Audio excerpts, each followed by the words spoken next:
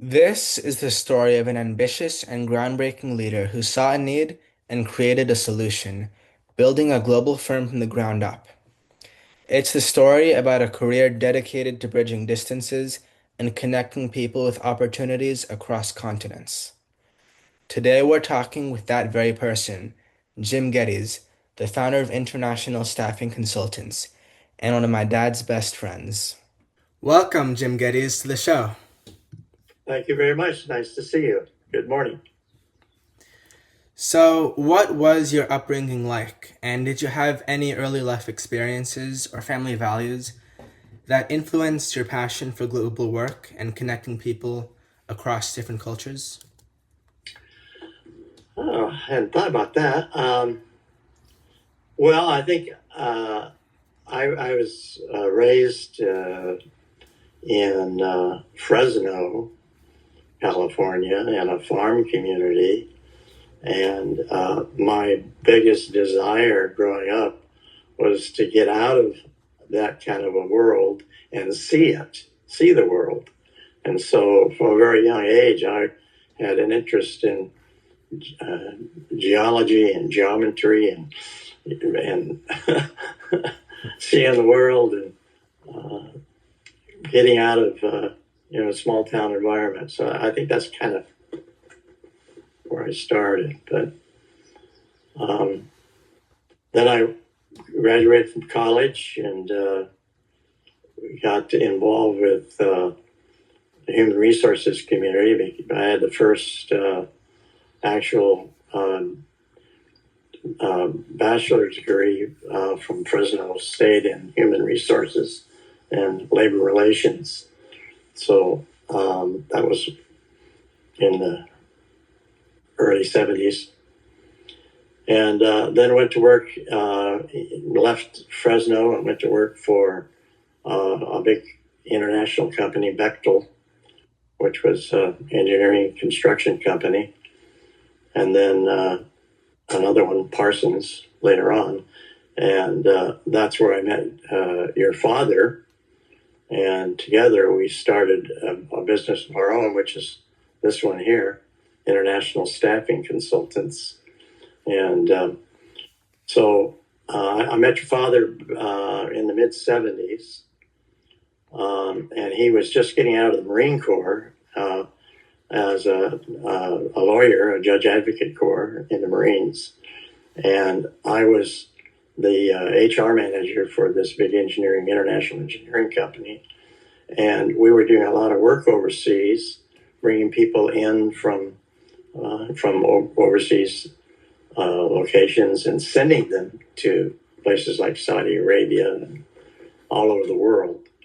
And so there was a lot of visa work that needed to be done. And I didn't know anything at all about visas. So I needed to hire somebody who could handle that part of the work. And sure enough, John Alcorn came up as a candidate, and just one of the smartest guys I've ever known. And he didn't have any experience in the immigration world, but he needed a job out of the Marine Corps, and I gave him one, and the rest is history. he learned a lot about immigration. And later on, we decided to set up our own business. And so we left, at the time that was Parsons, and set up this company called International Staffing Consultants, and got contracts to do recruiting, to send Americans to overseas locations, and various things like that. And it all just morphed into what I'm still doing today, actually. I mean, since the early 70s. Actually, 79 is when we formed the company. Yeah. And could you describe the moment where you decided or that you knew that you would have to hire John Alcorn instead of anyone else?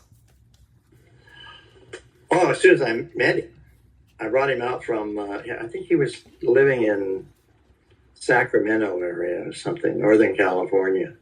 And we were in Southern California.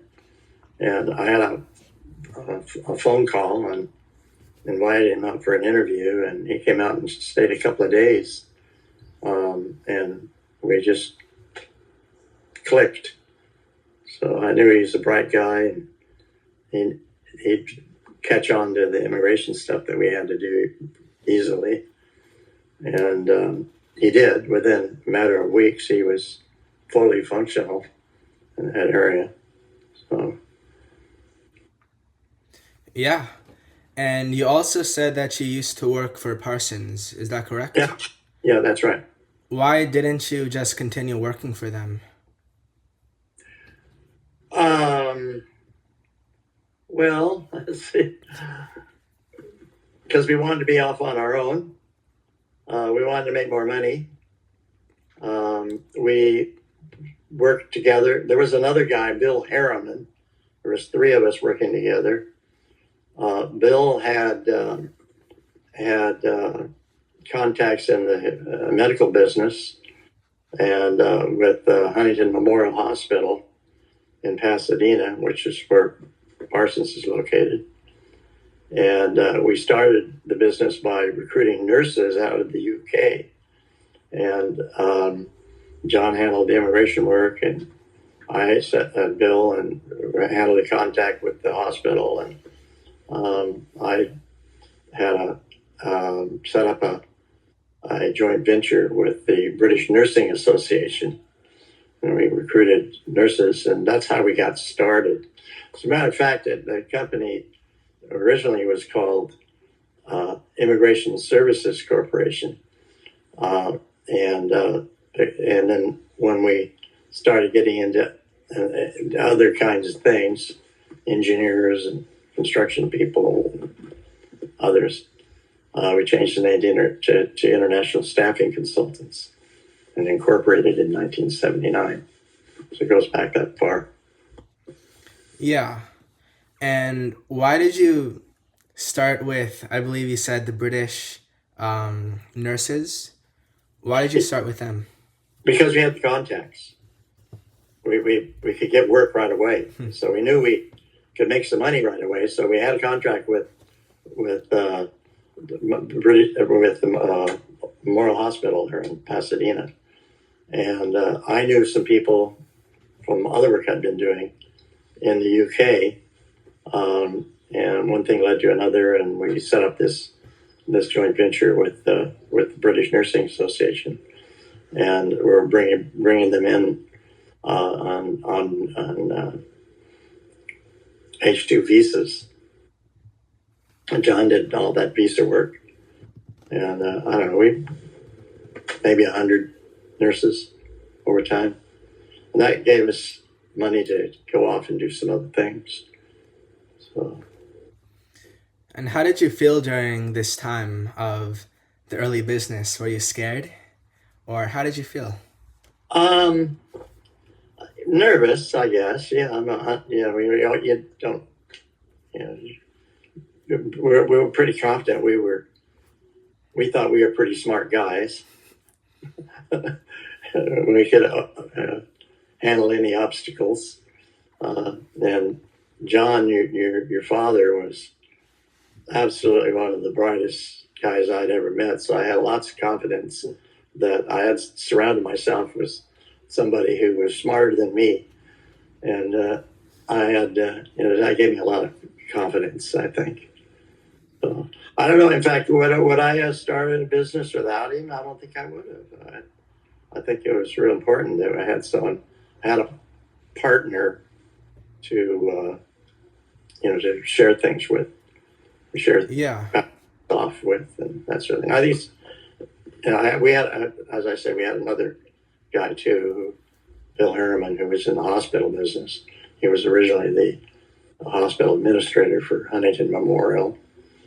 So with that, three of us, that lasted a couple of years, and then John and I bought that third person out, and he went off to do other things, and it was just John and I as partners in the business. So since we incorporated in '79, and then he. I don't know how much of the detail this interests you or not. I think it's interesting. Of course, tell me. Well, when John got out of the Marine Corps, he wasn't a member of the California bar. He was a member of the Washington, D.C. bar.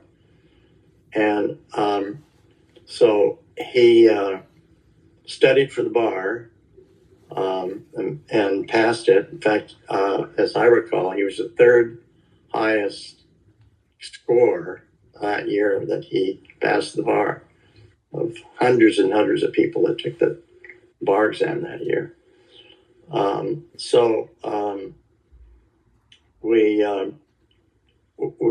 He started. I wasn't a lawyer. He was. I couldn't charge people fees for the immigration work, and that kind of morphed into him becoming a full-time attorney, specializing in the immigration side, and me handling the consulting side for the international part of the business. And he started making such a good living as an attorney, and I was doing great business in the international business because we were doing contract work and job shop, what's called job shop work, putting contractors on our own payroll instead of a completely different business from what John was doing as an attorney. And so we finally decided to split it up so that he could become a full-time attorney. And he sold me his share of the business for $1. And so I took that business. We stayed together. We had the same offices, the same personnel, secretaries and everything. We shared all expenses for that and the rent for the space and all that. He became a full-time attorney, and then I took over the company as international staffing consultant. And that was in the 80s, I guess. Yeah. So we stayed together as friends and as partners, but he did his attorney thing and I did my consulting thing, and we're still friends. And so. Just a bit of speculation. Do you think that if it wasn't for you, that John would have done something completely different than immigration law? No, I think it was because of me. He wouldn't have gotten involved with him. He had no idea that he was going to become an immigration attorney. He just knew that when he got out of the Marine Corps that he needed a job. He needed to take the California bar eventually if he was going to work in California, and he wanted to be back in California. I got him started, and his first interest, I guess, on the immigration side. And I don't know, I'm sure you know this, but over time, he became the preeminent immigration attorney in Southern California. Everybody knows him. He was involved with the local folks, and everybody knew John Alcorn. And his practice still exists today, not using his name, but as far as I know, I think it is anyway. Yeah, I think so. Anyways, the international business landscape, of course, was a lot different in the 80s than it is today. I mean, there was no internet.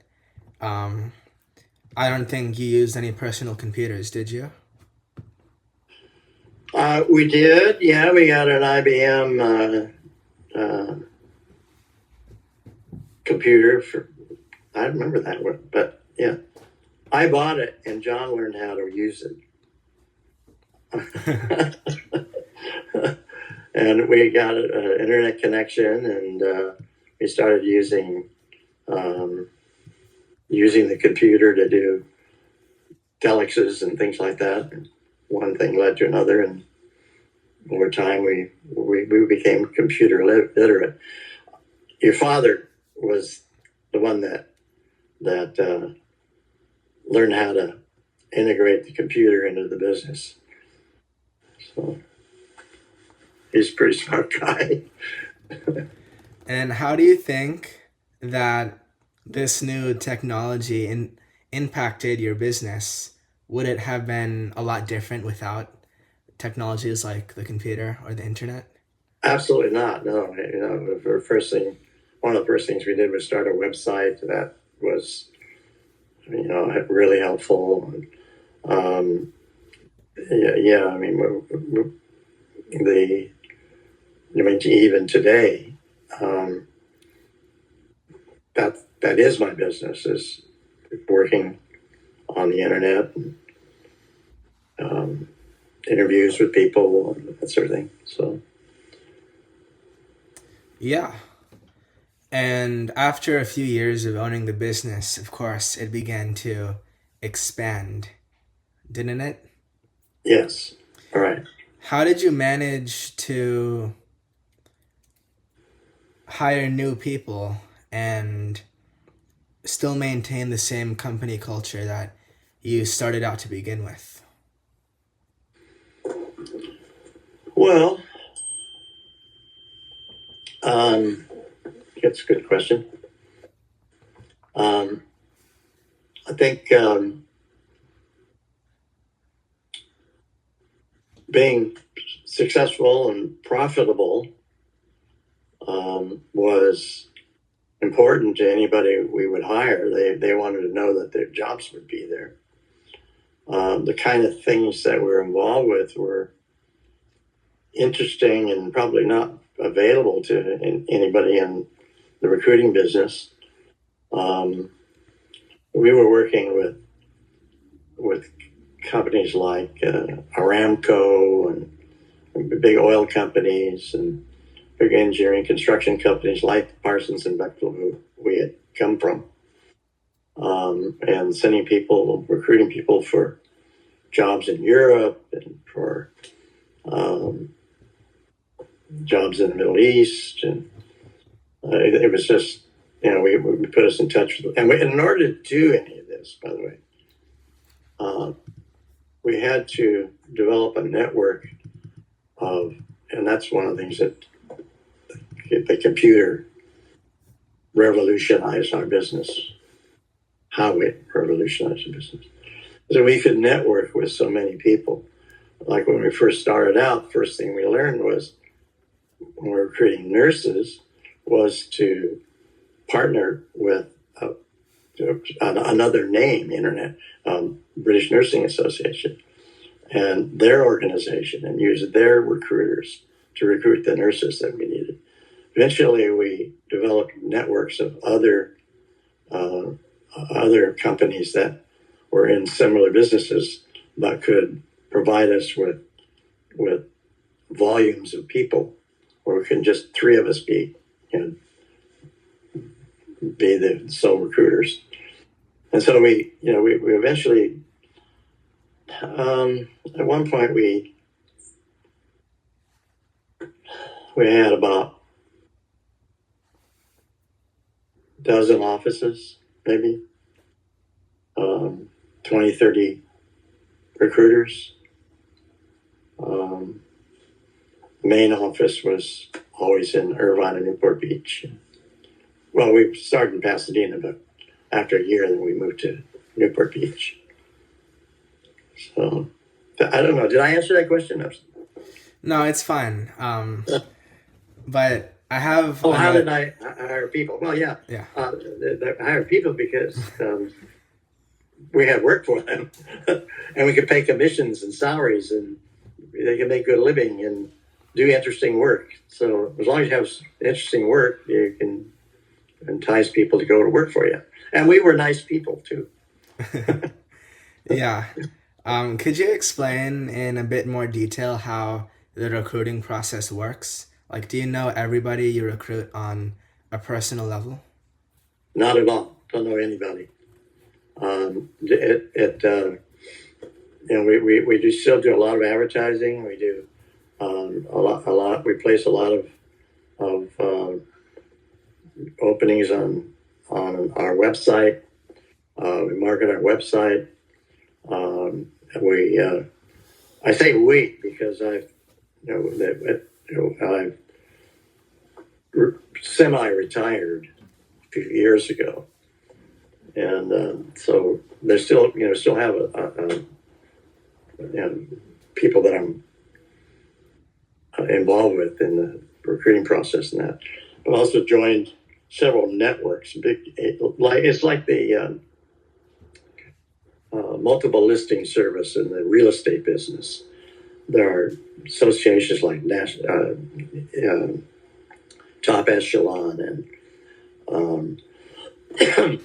other organizations that are like that, and that will share jobs and people, and one big network of people, and so that's partly how it works.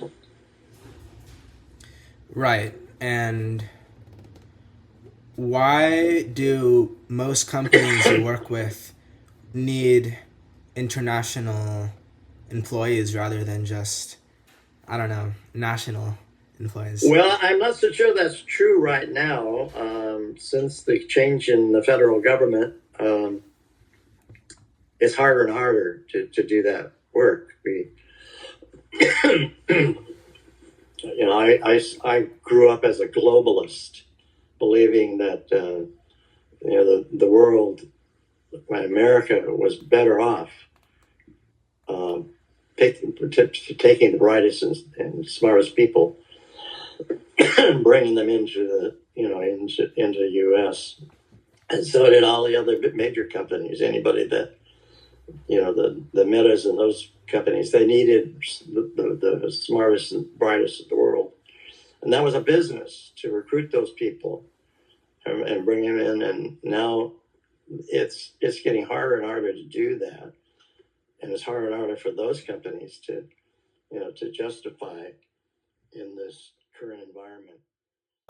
Speaking to you, it seems so obvious why people would want to move here and why companies would want to bring like the brightest minds from around the world to here. But why then would so many people reject this idea and think that we're better off just not bringing anybody into the country?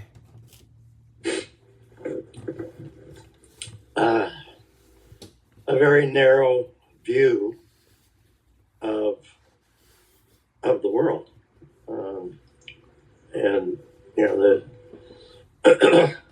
there's always it's a politics is like a pendulum. It swings back and forth. Sometimes it may stay in the middle, but it's always swinging one way or the other, to the right or the left. And right now we've swung to the right, and that's the way elections go. So you get what you ask for. I didn't ask for it.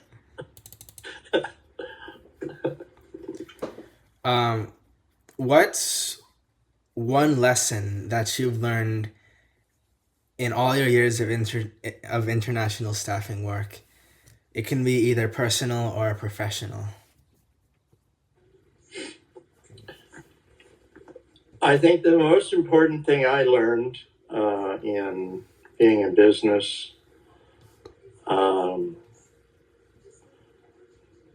is to try to surround yourself with people who are smarter than you. Surround yourself with people who have other ideas and can bring some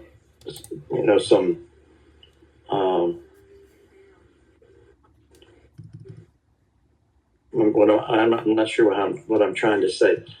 I think my philosophy has always been to hire people who are first bright and intelligent, who would, because of that, I would never be threatened by somebody else's ideas or thoughts. And if you can operate that way, you can get some of the best and work from people and ideas from people. So never be afraid. Um, some people are managers I've worked for in the past before I went work for myself. Were always threatened by somebody who was who was brighter and more energetic or whatever. That always it has been. That's why I first went into business with your father, because I always felt that he was smarter than me and could, he brought me up. And surrounding yourself with people like that brings you up and makes you better at what you do. So to be afraid of somebody who might be competition or might try to take your job is the wrong way of thinking about how to work with people and hire people and make yourself successful. What other people throughout your career have you found that are smarter than you and have, like you said, might threaten someone else? Well, uh, just about everybody. um, you know, um, I mean, I've had lots of people over the years. I've had a couple hundred people probably work for me, and um, that I don't know. I can't think of a name right now, but that was really the key. The key to success is you surround yourself with smart people. That's the first. It's not what they know; it's how they think, and do they challenge you in any way? And that keeps you alive, and at my age still trying to be productive. You said that there's a big difference between what you know and how you think, but why would your way of thinking be more important than what you know? Well, what you know is very limited. You know a lot about math, you know a lot about physics, you know a lot, but that's very limited. In our kind of business, we don't just hire physicists or recruit doctors or nurses or mechanical engineers. I don't know anything about those things. I'm not an expert in any of those things. So the kind of people that do the best in our business are ones who I have curiosity, I suppose, one thing, to know about, what a mechanical engineer does, and smart enough to then be able to figure out a plan to find those kinds of people and get involved with their communities and those kind of things. So it's not it in our business. You don't have to know anything about medicine to recruit a doctor or a nurse, or you don't need to know anything about geology to recruit a geologist. You need to know how to work with people, and so that's I think one of the big keys to success. And how have you developed this skill to work with people?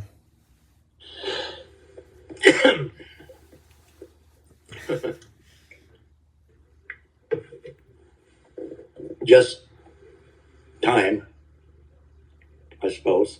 Just, you know, being exposed to lots of different people and ways of thinking. And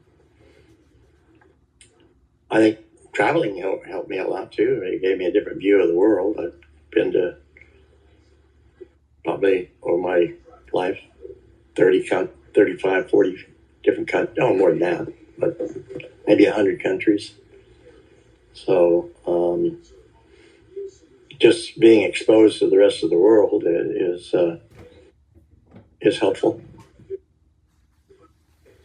Now, if you could give one piece of advice to your younger self, maybe just starting out the company, what would you tell him, if anything?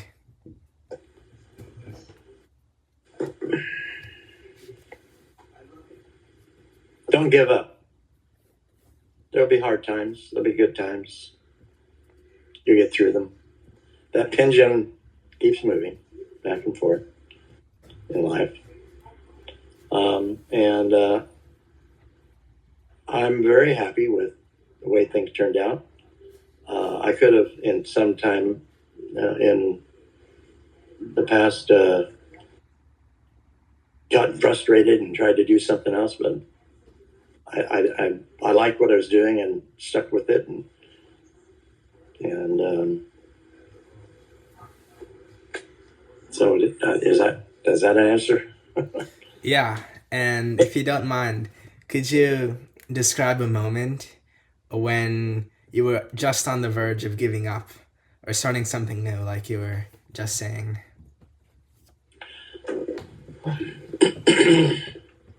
Well, let's see.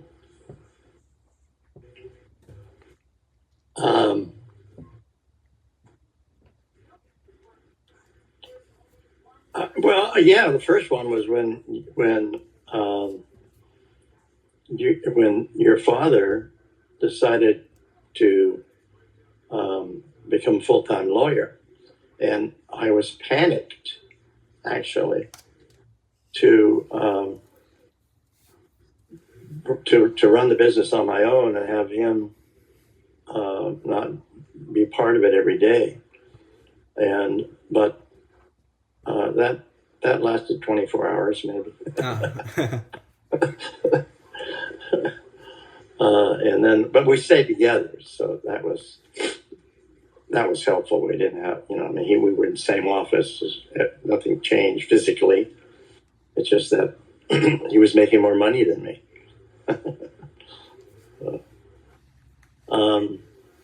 And then, of course, there's gone through a marriage and now happily married for 15 years, somebody else.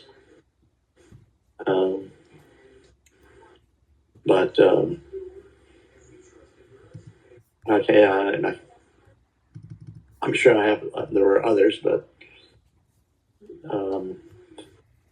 just sticking to it,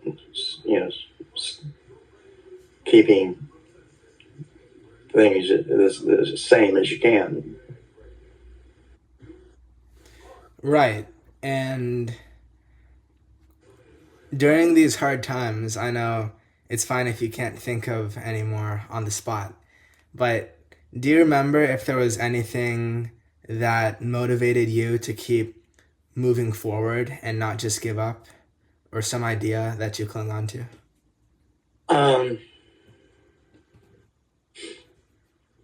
Well,